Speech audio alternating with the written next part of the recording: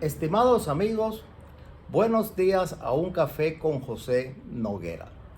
Hoy hablaremos sobre los retos de China.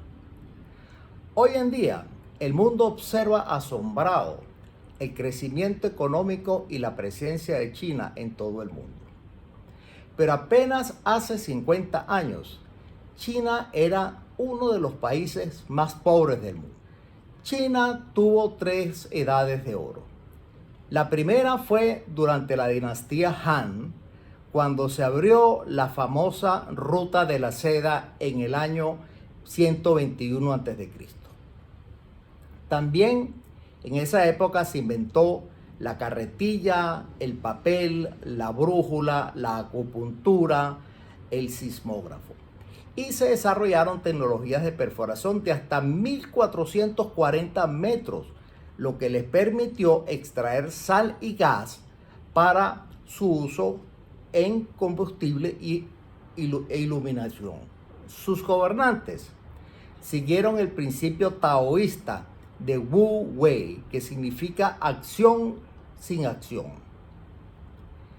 La segunda edad de oro, durante la dinastía Tang, vio nacer la imprenta, la primera imprenta, que permitió el desarrollo de una enorme industria de papel y de producción de libros durante los siglos 8 y 9 de nuestra era, aumentando la velocidad de difusión del conocimiento. También en esa época se inventó la pólvora y la brújula, y ocurre la primera gran inflación que, como resultado, hizo que el pueblo chino perdiera la fe en el papel moneda hasta principios del siglo XX. En la tercera edad de oro, durante la dinastía Ming, entre 1368 y 1644, se estableció una fuerte industria privada y un vibrante comercio exterior. Este fue un periodo de gran progreso tecnológico. Durante la dinastía Manchú, la última dinastía imperial, los mercados continuaron expandiéndose. Pero en el siglo XVIII, China inexplicablemente se aísla del resto del mundo y el estándar de vida europeo sobrepasa al estándar de vida chino. La revolución industrial no llegó a la China. Cuando el Partido Comunista llega al poder con Mao Zedong en 1949, China era uno de los países más pobres del mundo y sus líderes buscaban su transformación en una nación socialista, moderna y poderosa, lo que significaba industrialización, distribución del ingreso y producción militar moderna. En 1949, la economía de China estaba asolada después de décadas de guerra. Muchas minas y fábricas habían sido destruidas, las tropas soviéticas habían desmantelado la maquinaria en las áreas industriales del noreste para enviarlas a la Unión Soviética. Los sistemas de transporte, comunicaciones y energía estaban inservibles y la producción de alimentos era 30% del nivel de la preguerra. El gobierno comunista se propone para el quinquenio 1949-52 restaurar la economía a su funcionamiento normal, reparando el transporte y las comunicaciones y reactivando la actividad económica, aunque el sistema bancario fue nacionalizado de inmediato. Al tomar el gobierno, 1/3 de las empresas chinas ya estaban bajo el control estatal y el sector privado fue sometido al control gradual del gobierno. Se implementó una reforma agraria redistribuyendo 45% de la tierra cultivable al 65% de las familias agrícolas y se alentaron las cooperativas agrícolas. Una vez logrados esos objetivos, en 1952, el liderazgo chino implementa un programa intensivo de industrialización y socialización, adoptando el modelo soviético, colectivizando la agricultura mediante la planificación centralizada. En 1956, 67% de las empresas industriales modernas eran de propiedad estatal y el 33% eran de propiedad mixta. No quedaban empresas privadas y la industria artesanal se organizó en cooperativas. Se crearon empresas agrícolas en las que el ingreso de cada familia se basaba en la cantidad de trabajo aportado, aunque cada familia podía tener su propia parcela privada para uso propio. Para 1957, el 94% de los hogares agrícolas pertenecía a alguna cooperativa. Al final del primer plan quinquenal, se había creado una base sólida para la industria pesada. La producción industrial había aumentado 19% interanual y la renta nacional había crecido 9% interanual. La producción agrícola aumentó sustancialmente en 4% cada año. Pero a pesar de estos números, el liderazgo chino se estaba preocupando por el lento desempeño agrícola en comparación con el resto de las industrias. Mao Zedong pensaba que la industria altamente centralizada del modelo soviético no era apropiada para China. Y en 1957 traslada gran parte de la toma de decisiones económicas a las provincias, condados y localidades y adopta la política del gran salto adelante. La producción agrícola se reorganizó en vastas comunas, cada una compuesta por 5.000 familias. Para realizar grandes inversiones en la industria y en la agricultura al mismo tiempo, emplean mano de obra agrícola para construir vastas obras de riego y miles de proyectos industriales en pequeña escala en los patios de las unidades agrícolas para producir la maquinaria necesaria para el desarrollo agrícola, reemplazando a los establecimientos industriales tradicionales. Pero el gran salto adelante resultó un horrible fracaso. Los operadores políticos que administraban las comunas eran muy incompetentes y los campesinos tenían pocos incentivos para trabajar de manera eficiente. Los altos hornos de los patios producían un hierro de muy mala calidad, de tan mala calidad que resultaba inútil.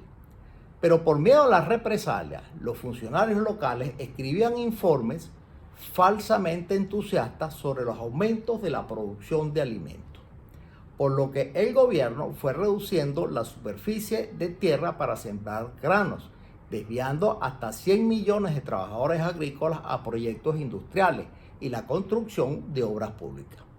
La cosecha de grano cayó 25% entre 1958 y 1960, pero los funcionarios locales informaban a Beijing que se había duplicado la cosecha y el país continuó exportando granos incluso cuando ya era bien aparente la escasez. El episodio termina con una gran hambruna y aunque las autoridades nunca emitieron cifras oficiales, las estimaciones van desde 20 hasta 45 millones de muertos por hambre. Es la hambruna más grande de la historia de la humanidad.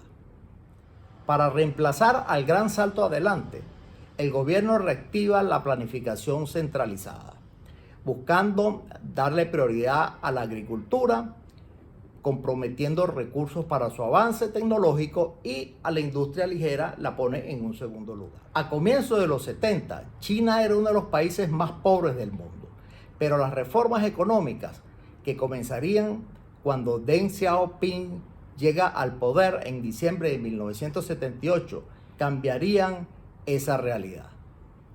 Los logros de Lee Kuan Yew para hacer de Singapur una potencia económica tuvieron un profundo efecto en el liderazgo comunista chino, y los líderes chinos hicieron un gran esfuerzo para emular sus políticas de crecimiento económico, su espíritu empresarial y la supresión sutil de la disidencia, por lo que a lo largo de los años estuvieron enviando más de 22.000 funcionarios chinos a Singapur para estudiar sus métodos.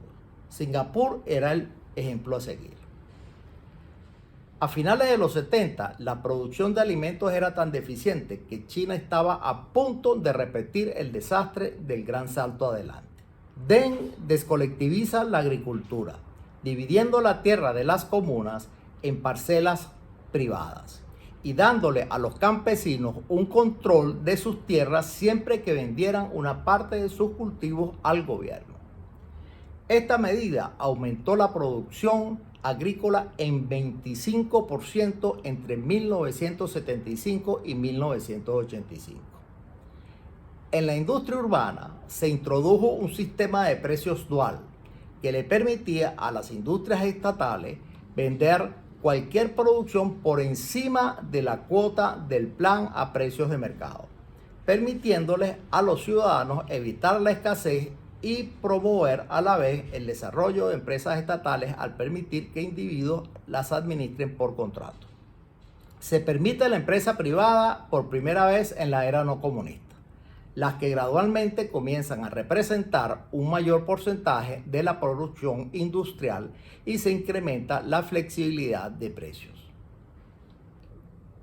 En diciembre de 1978, Deng anuncia la política de puertas abiertas que le abre la puerta a las empresas extranjeras para que se establecieran en China, creando zonas económicas especiales para la inversión extranjera que estaban relativamente libres de regulaciones e intervenciones burocráticas que obstaculizaban el crecimiento económico y que se convirtieron en motores de crecimiento de la economía china.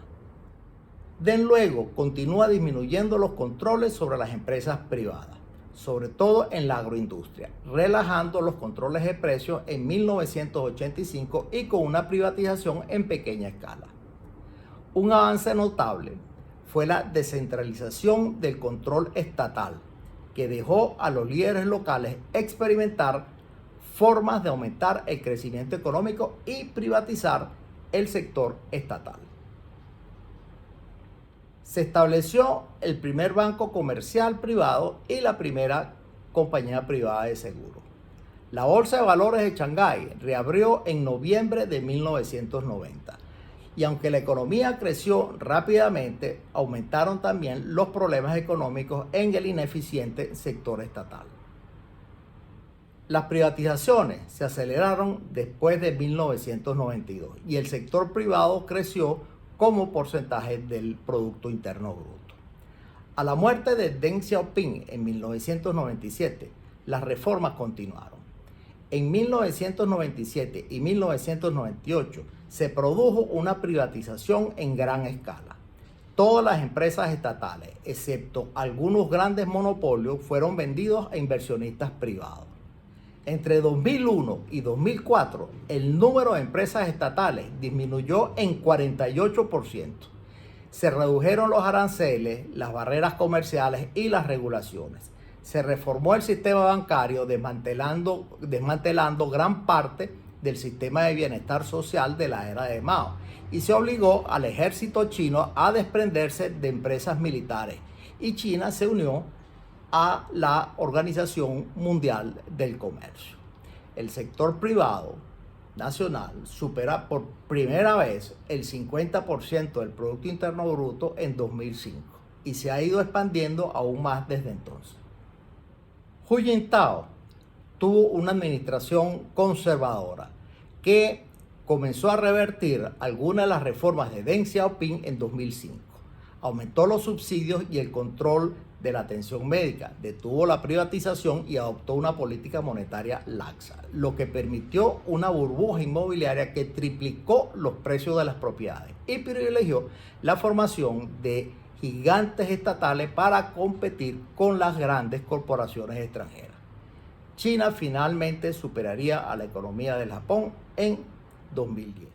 Cuando Xi Jinping asume la Secretaría General del Partido Comunista Chino, el control del partido sobre las empresas estatales y privadas había aumentado, incluyendo a las empresas que cotizan en Hong Kong, que están redactando de nuevo los estatutos para establecer formalmente comités de partido que anteriormente solo existían a nivel de grupo. En septiembre de 2020, el Partido Comunista Chino anuncia que fortalecería el trabajo del Frente Unido en el sector privado, estableciendo más comités de partido. El crecimiento del Producto Interno Bruto Real de China ha tenido tres momentos picos: en 1984, 1992 y 2007. Y aunque ha ido declinando desde que Xi Jinping llegó a la presidencia, sigue siendo bastante alto. Después de 3 décadas de reforma, China se convirtió en el milagro económico. La agricultura y la industria ligera se han privatizado en gran medida, pero el Estado aún conserva algunas industrias pesadas. Y a pesar del control estatal en la finanza, las telecomunicaciones, el petróleo y otros sectores importantes, los empresarios privados continúan expandiéndose a sectores que antes eran reservados para el Estado. Desde que comenzaron las reformas, el Producto Interno Bruto ha aumentado 10 veces, de lo cual 40% se debe a un aumento en la productividad.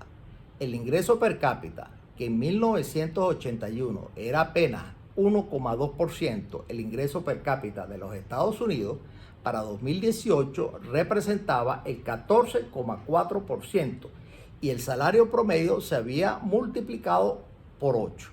La pobreza también ha disminuido del 41% de la población al 5% de la población entre 1978 y 2001. Este crecimiento espectacular ha convertido a China en un motor de crecimiento regional y mundial. El déficit comercial de China con el resto de Asia Oriental ayudó a reactivar la economía del Japón y también a la economía del sureste asiático. Las reformas económicas, no obstante, han aumentado la desigualdad del ingreso en China, principalmente por la desaparición del estado del bienestar y las diferencias entre las provincias costeras y las del interior, donde el sector estatal es más amplio. El sistema de responsabilidad familiar de Deng Xiaoping fue muy exitoso, logrando aumentar la producción agrícola en un 8,2% interanual, a pesar de disminuir la superficie de tierra cultivada. De mayor alcance ha sido la adopción de cultivos comerciales distintos del arroz y los cereales. La producción de verduras y de carne ha aumentado a un ritmo equivalente a la industria de verduras de California cada 2 años. China se ha convertido en un gran exportador de alimentos, un gran contraste con sus hambrunas y sus escaseces de antaño. Con la introducción del sistema de precios y una mayor autonomía para los administradores de las empresas, la productividad aumentó considerablemente a principios de los años 80. Las empresas extranjeras y de los municipios y las aldeas propiedades del gobierno local y a menudo de empresas privadas compitieron con éxito con las empresas estatales. En los 90, las privatizaciones aumentaron la participación privada en los mercados. El capital extranjero controla gran parte de la industria china y desempeña un papel muy importante. China es ahora el mayor productor mundial de hormigón, acero, barcos, textiles y tiene el mercado de automóviles más grande del mundo. La producción de acero de China se cuadruplicó entre 1980 y el año 2000. Y del año 2000 al año 2006 aumentó de 128,5 millones de toneladas a 419 millones de toneladas, un tercio de la producción mundial. La productividad laboral en algunas empresas siderúrgicas chinas supera la productividad en Occidente. En 2019 se fabricaron en China más de 23 millones de automóviles. Industrias ligeras como la textil experimentaron un aumento aún mayor debido a la menor interferencia del gobierno. Las exportaciones textiles chinas aumentaron del 4,6% de las exportaciones mundiales en 1980 al 24% en 2005 y la producción de textiles se multiplicó por 18. Ese aumento se ha debido en gran medida a la eliminación de las barreras de entrada y al aumento de la competencia. El número de empresas industriales pasó de 377.000 en 1980 a 8 millones en 1996. China ha mantenido una apertura inusual entre las naciones grandes y pobladas, con la competencia de bienes extranjeros en casi todos los sectores de la economía. La inversión extranjera ayudó a incrementar considerablemente la calidad, el conocimiento y los estándares, especialmente en la industria pesada. Cuando China se unió a la Organización Mundial de Comercio, aceptó condiciones considerablemente más duras que otros países en desarrollo. El comercio ha aumentado de menos del 10% del Producto Interno Bruto al 64% del Producto Interno Bruto. Algunos en los Estados Unidos consideran que el superávit comercial de China amenaza los empleos estadounidenses. En la década de 2000, la administración Bush aplicó políticas proteccionistas como aranceles y cuotas para limitar la importación de productos chinos. También el creciente superávit comercial ha sido el resultado de industrias de países asiáticos más desarrollados que se han mudado a China, lo que no es un fenómeno nuevo. La política comercial china, que permite a los productores evitar pagar el impuesto al valor agregado, el IVA, por las exportaciones y la subvaluación de la moneda desde 2002, ayudó al sector exportador, aunque distorsionó la economía en general. No obstante, actualmente no hay señales claras, al menos, de que la moneda china, el renminbi, esté sobrevaluado. En los 90, China ha liberalizado el sector financiero y después de unirse a la Organización Mundial de Comercio, el sector servicios se ha liberalizado considerablemente, abriendo la inversión extranjera a los servicios financieros y a las telecomunicaciones. Aún así, la banca en China sigue dominado por 4 grandes e ineficientes bancos estatales. Una privatización del sistema bancario le daría un nuevo impulso grande a la economía. Hay varias teorías que se han escrito para explicar el éxito de la transición china de una economía planificada a una economía de mercado. Una teoría notable es que la descentralización de la autoridad estatal permitió a los líderes locales experimentar con diversas formas de privatizar el sector estatal y dinamizar la economía. Otra teoría afirma que los incentivos internos dentro del gobierno chino, que le daban más probabilidades de ser promovidos a los funcionarios que presidían áreas de alto crecimiento económico, hizo que los gobiernos locales y provinciales compitieran para reducir las regulaciones y las barreras a la inversión para impulsar el crecimiento económico y sus carreras. El éxito de China también se debe a la estrategia de crecimiento impulsada por las exportaciones. En 2001, China se une a la Organización Mundial de Comercio y en 2006, más de 400 de las 500 empresas de Fortune habían entrado en el mercado chino, al mismo tiempo que muchas empresas chinas habían abierto sus mercados fuera de China. China también ha recibido mucha ayuda extranjera de Hong Kong, Macao y Taiwán, pero también de los principales países desarrollados como Estados Unidos, Japón, Alemania, Francia y Reino Unido. Japón había ofrecido a China varias formas de asistencia por un valor de 3,65 billones de yenes en 2018.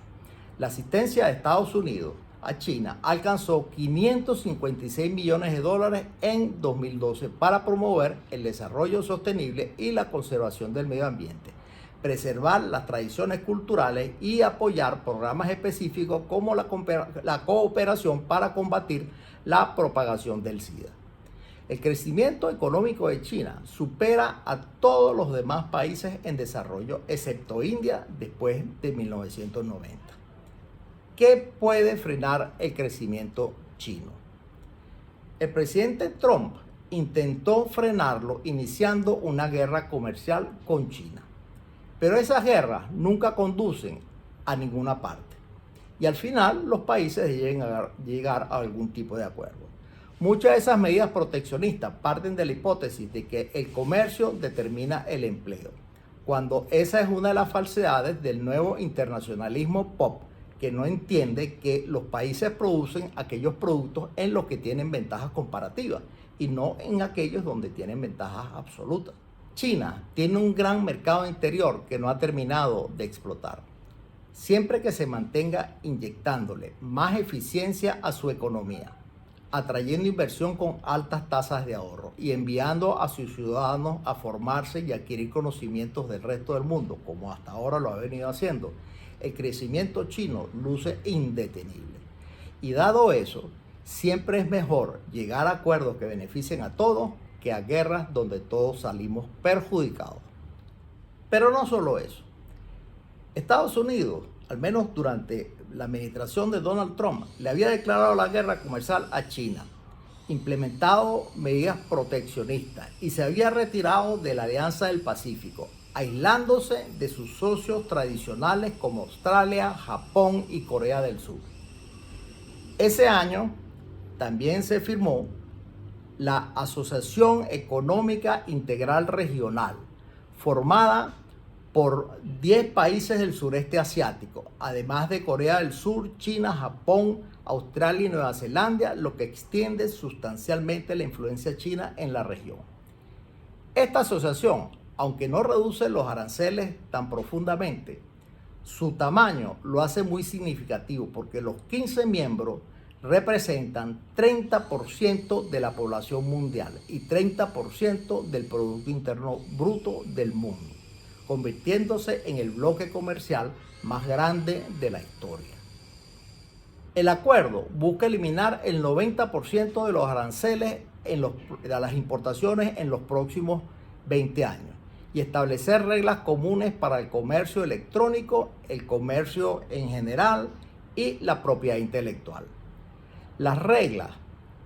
Estas reglas, todas unificadas, facilitarían las cadenas de suministro internacionales y reducirían los costos de exportación. El acuerdo incluye a China, Japón y Corea del Sur, 3 de las 4 economías más grandes de Asia, y tiene el potencial de llevar el centro de gravedad económico mundial hacia Asia y alejarlo de los Estados Unidos en relativamente poco tiempo. ¿Se puede frenar el crecimiento chino? La economía mundial no pareciera ir en esa dirección. Estimados amigos, hasta aquí un café con José Noguera.